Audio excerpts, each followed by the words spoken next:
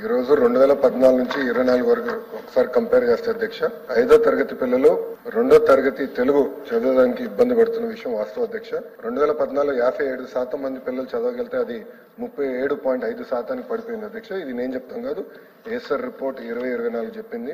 ఇంకో పక్కన 8వ తరగతి పిల్లలు 2వ తరగతి తెలుగు చదవగలుగుతారా అంటే 2014లో సుమారుగా 80% ఉంటే 2024 వచ్చగల 53%కి పడిపోయింది.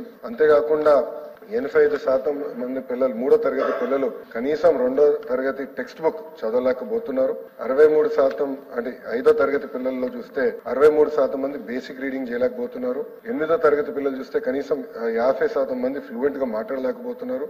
3వ తరగతి పిల్లలు చూస్తే అధ్యక్ష 60% మంది బేసిక్ సబ్ట్రాక్షన్ చేయలేకపోతున్నారు. 8వ తరగతి పిల్లలు చూస్తే 55% మంది బేసిక్ డివిజన్ కూడా చేయలేకపోతున్నారు అధ్యక్ష.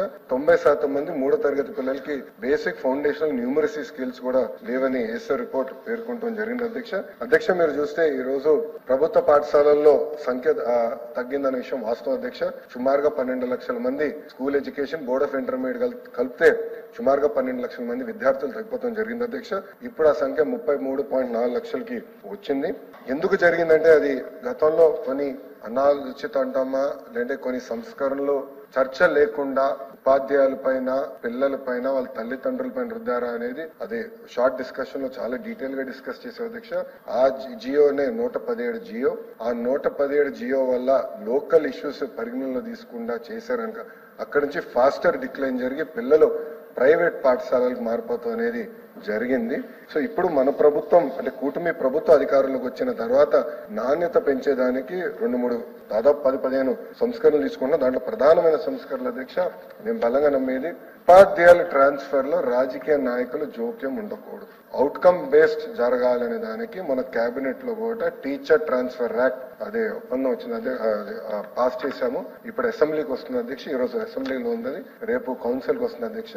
అది ఫస్ట్ బిల్డింగ్ బ్లాక్. అదే కాకుండా అధ్యక్ష టెక్నాలజీతో జోడించి అంటే ఇప్పుడు ఉపాధ్యాయులు కూడా ఒక 45 నిమిషాలు పాఠాలు చెప్పిన తర్వాత కంపల్సరీగా ఒక 60 సెకండ్ వీడియో ప్లే చేసి ఆ పాఠాన్ని సమ్మప్ చేసే విధంగా ఆ పాఠాలని సమ్మప్ చేసే విధంగా ఆ వీడియో ప్లే చేసి దాని తర్వాత క్లిక్కర్ టెక్నాలజీ ద్వారా పిల్లలకి అర్థమైందో అవలేదా అనేది కూడా తెలుసుకుని అక్కడ నుంచి ప్రిస్క్రిప్టివ్ హోంవర్క్ అంటే ఈ రోజు ఇక్కడ చూస్తే నారాయణ సార్కి ఒక హోంవర్క్ వస్తుంది, లోకేష్ ఒక హోంవర్క్ వస్తుంది. అంటే ఆయనకున్న సబ్జెక్ట్ స్ట్రెంత్ వేరేది ఉంటుంది, నాకున్న సబ్జెక్ట్ స్ట్రెంత్ వేరేది.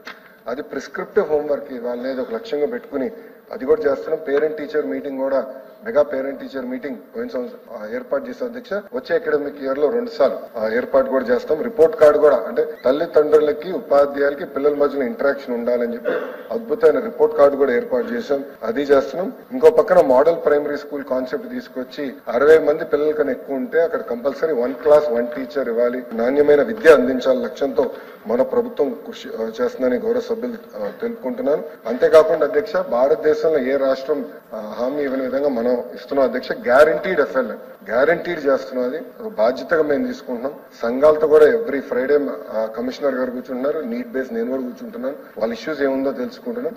గ్యారంటీడ్ ఎఫ్ఎల్ అందించాలని లక్ష్యంతో మేము పనిచేస్తున్నాం అధ్యక్ష. మేము బలంగా నమ్మేది ఈ 10వ తరగతి ఎగ్జామ్ ఇప్పుడు జరుగుతున్నాయి, ఇంటర్ ఎగ్జామ్ జరుగుతున్నాయి, దీంట్లోనే చాలా మార్పు రాబోతుంది, పర్ఫార్మెన్స్ ఇంప్రూవ్ అవుతుందని బలంగా నమ్ముతున్నాం. వచ్చే సంవత్సరంలో మీరు చూస్తే leaps and bounds outcomes improve చేసే బాధ్యత కూటమి ప్రభుత్వం తీసుకుంటుందని గౌరవ సభ్యులు తెలుపు.